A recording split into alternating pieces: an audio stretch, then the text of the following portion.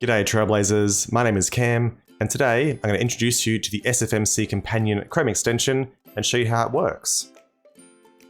So the SFMC Companion is a Chrome extension that I wrote with the goal of making it easier to navigate through your complex Marketing Cloud interactions.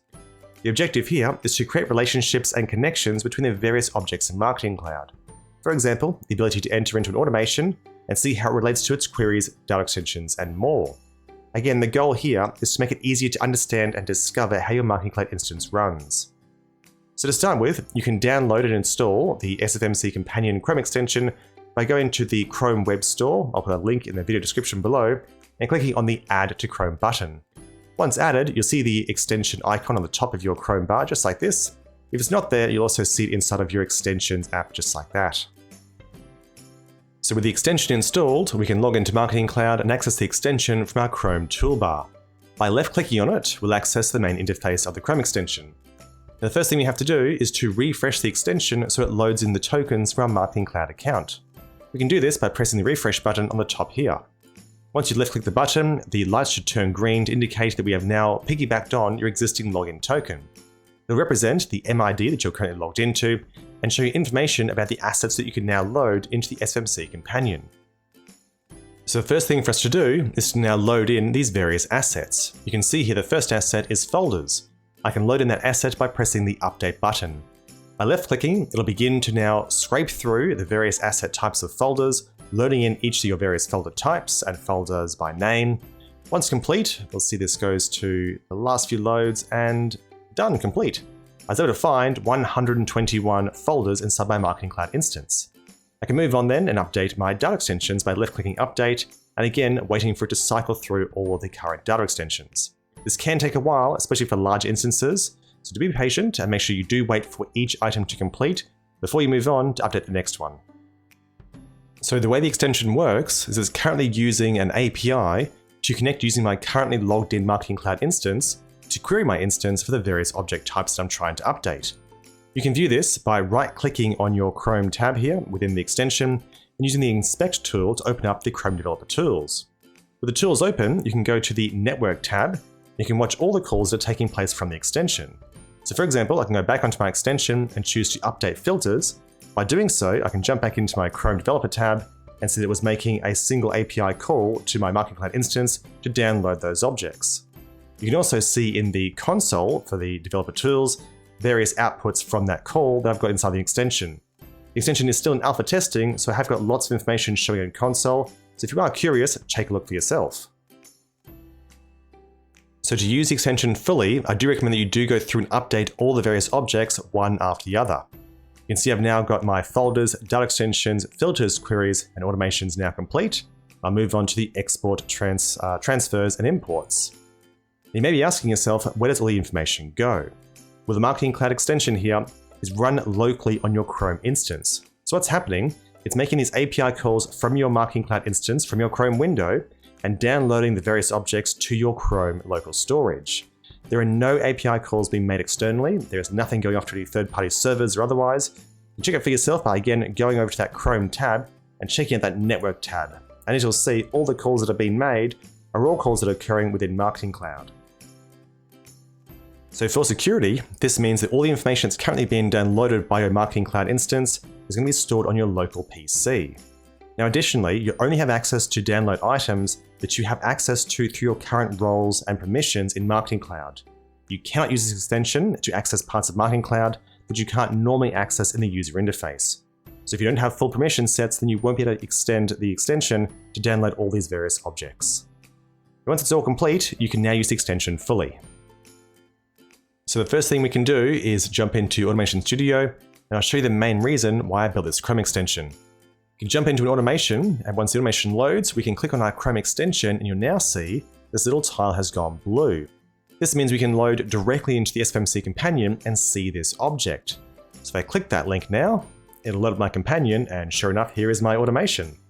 I can see it's got my steps, 1, 2, 3, 4, 5, 6, 7 steps. Back into my automation, and sure enough, 7 steps. Step number 2 has tracking, contact, and my query. And step number 2 has my tracking, delete contact, and my CAM query. Perfect. So the idea of this was to make it easier to navigate through various automations to understand how they work. So for example, I can see here I've got in my step 1 an SQL activity. I can click on the contact analysis to open up that activity, and sure enough, it's an SQL query. I can see where it's stored, how it was made, what it is, it's an override of course, and the target DE. I can also see the actual query text itself, so here it is here.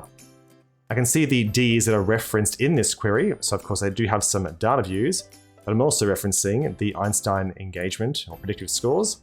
You can see there, predictive scores, and also a contact Salesforce, which I've got there.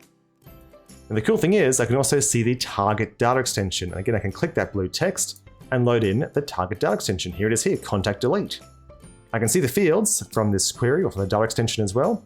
I can see that it's the target of this query. So this SQL is the only SQL activity that targets this data extension.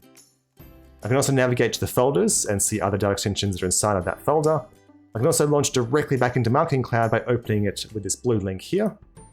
That takes me straight back into Marketing Cloud to see that data extension for myself inside of Contact Builder. And sure enough, here it is. So if I ever lose that data extension, I can press that little blue link and find where it's saved. Now, back onto my Chrome extension window, you can also see it has the ability to reference sources in queries, so where this data extension is used inside of other SQL queries, if it's used in imports and also in extracts. And the cool thing is I can keep going back, so I'll go back to my SQL activity, which of course is used in my automation. And here we are, back to the start. So again, the key objective of this extension was to make it easier for developers and architects to reverse engineer and understand how their instance works.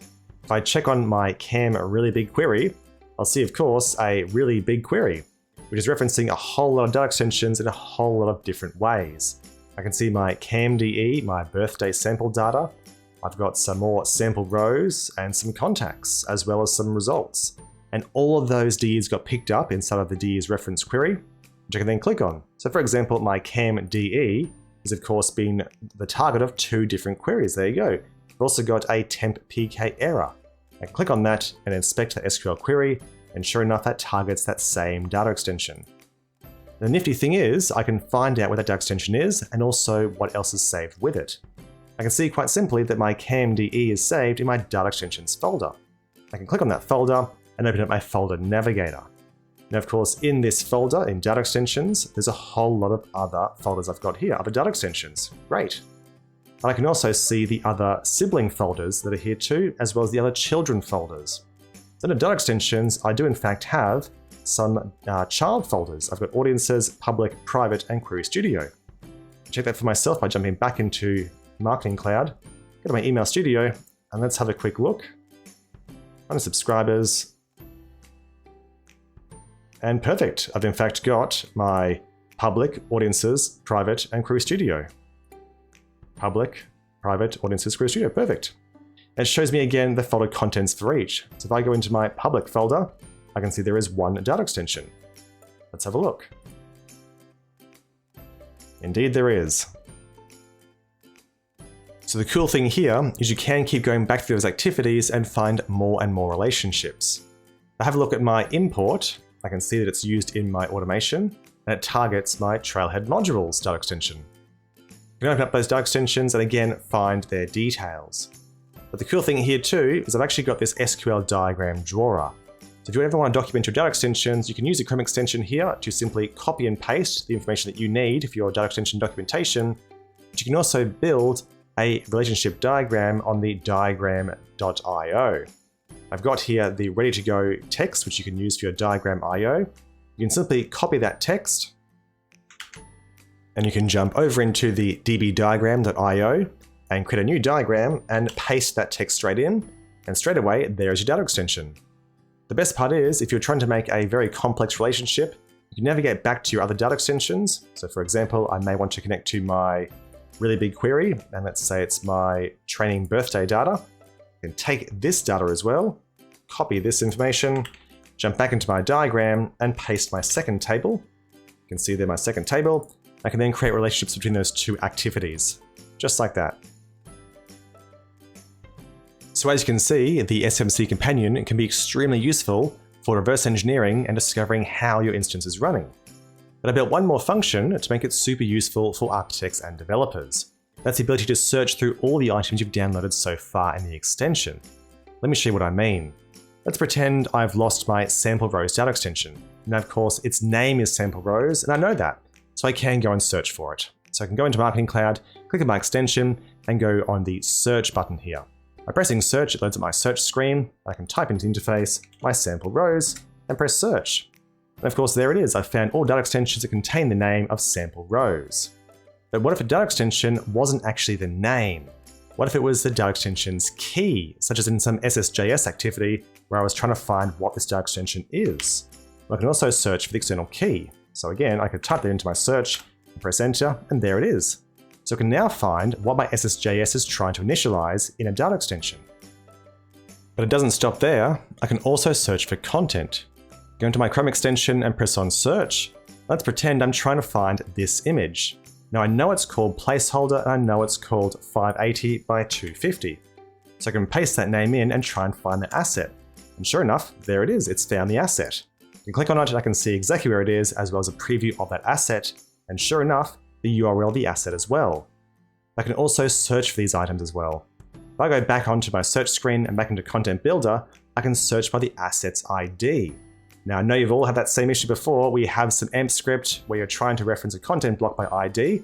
Well, now you can search by ID by copying it, go into your search bar and paste, and there it is. There's the asset by ID. And not just by ID, you can also do it by customer key and search, and there it is, and also by its URL. So if you do have an email you've published and all you know is the image's URL, you can also search by the URL as well. Paste it in, press search, and there it is. And it's not just for images, you can search for any content type you've got currently stored inside your Marketing Cloud. So for example, I can search for this basic footer by going and copying the customer key, searching, I'll try and locate that item, and there it is, the basic footer. I can open it up, and of course, there it is in my test assets in content blocks. Double check, test assets, comment, perfect. You can also find things that contain the word column. So I can go into my search, of course, go in and type column. And sure enough, there are 3 assets that contain column, my 2-column, 3-column, and 2-column feature. And again, I can click on those and see them for myself. And finally, the search feature also works for your cloud pages, so you can also try and locate a cloud page based on its URL. Let's pretend I'm trying to find my AMP script exercise 3A cloud page, and all I have is the published URL. I can again copy that published URL, go to my search function, and paste in the URL. And there it is, it's found my cloud page. So as you can see, the SFMC Companion is a really useful tool for any architect or developer out there trying to make sense of their Marketing Cloud instance. Now I've got some really cool features so far built in, but I have a lot more planned. So make sure you subscribe to my YouTube channel, but you also follow me on LinkedIn. I've got the links down below, so that you're up to date as I release more updates for the Chrome extension.